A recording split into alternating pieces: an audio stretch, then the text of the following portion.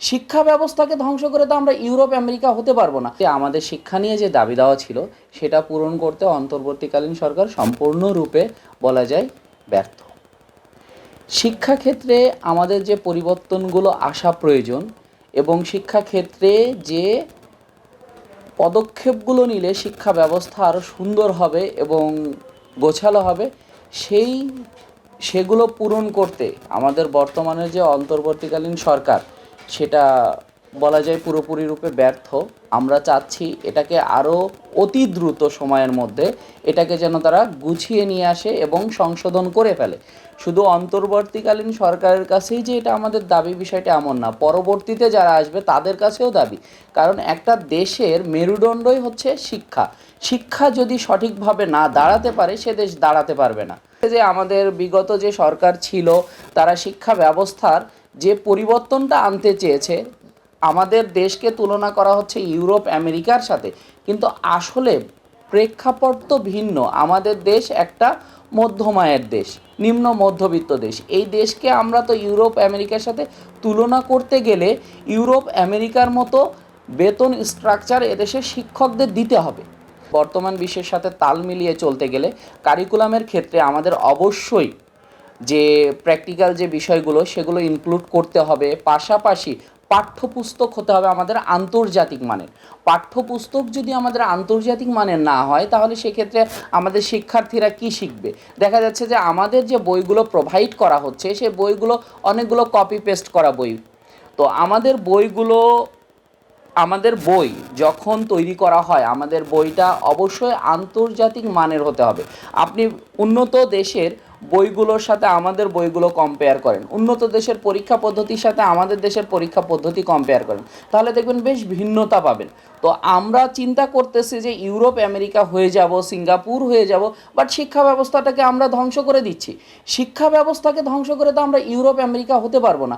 আর curriculum করার জন্য অবশ্যই ট্রেন্ড আপ মানুষজন লাগবে। কারিকুলামে অবশ্যই শিক্ষক, শিক্ষার্থী, অভিভাবক এবং শিক্ষাবিদদের অংশগ্রহণ থাকতে হবে।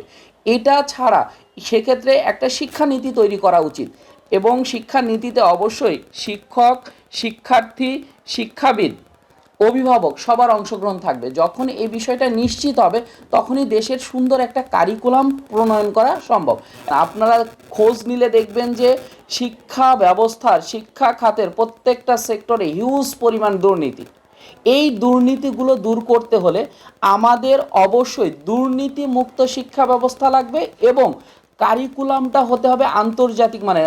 যেটা বলছি, কারিকুলামে অবশ্যই আমাদের প্রত্যেকটা শ্রেণীর মানুষদেরকে, মানে প্রত্যেকটা শ্রেণীর অনুপাতে শিক্ষার্থীরা কতটুকু লোড নিতে পারবে, শিক্ষার্থীরা কতটুকু ওই ক্লাসে কাভার আপ করতে পারবে সেই অনুপাতে দিতে হবে। তাহলে দেখবেন প্রত্যেকটা শিক্ষার্থী মানুষ হয়ে যাচ্ছে। আপনি সার্ভে করেন, দেখবেন যে ক্লাস 5-এর একটা বাচ্চা বাংলা রিডিং পারছে না, ইংলিশ রিডিং পারছে না, সাধারণ গুণ পারছে না, অথচ সে 5, 6, 7, 8-এ উঠে আসতেছে। তাহলে আপনার যদি গোড়ায় গলদ থাকে তাহলে তো হবে না। শিক্ষা ব্যবস্থার এটাকে বলা যাবে ক্যান্সার। সেটা হচ্ছে শিক্ষকরা ক্লাসে না পড়িয়ে কোচিং বাণিজ্য করায়। এটাকে আমাদের কিন্তু অলরেডি এটাকে বন্ধ করার প্রজ্ঞাপন আছে, এটা বন্ধ করা উচিত। আমাদের মতো স্টুডেন্টরা, মানে আমরা যে স্টুডেন্ট লাইফ থেকে টিচিং প্রফেশনে আসি, আমাদের উচিত কি, আমরা ভালো ভালো জব সেক্টরে যাব, ভালো ভালো জব খুঁজে নিব। কিন্তু আমরা কেন টিচিংয়ের হাল ধরতে চাই এবং ভালো ভালো স্টুডেন্টরা কেন টিচিংয়ে আসে না, এই দুইটার উত্তর আপনাকে বের করতে হবে। এটার কারণ হচ্ছে আমরা টিচিংয়ে আসি টিচিংটাকে আপলিফ্ট করার জন্য।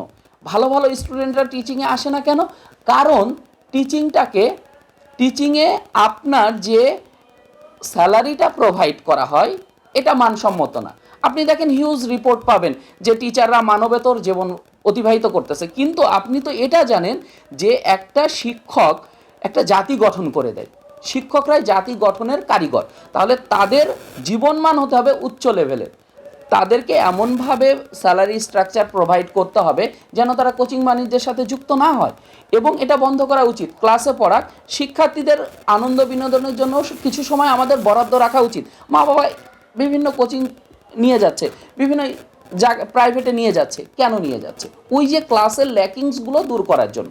তো আমরা যদি এটা দূর করি তাহলে কিন্তু আমাদের শিক্ষা ব্যবস্থা আরও যুগোপযোগী হবে।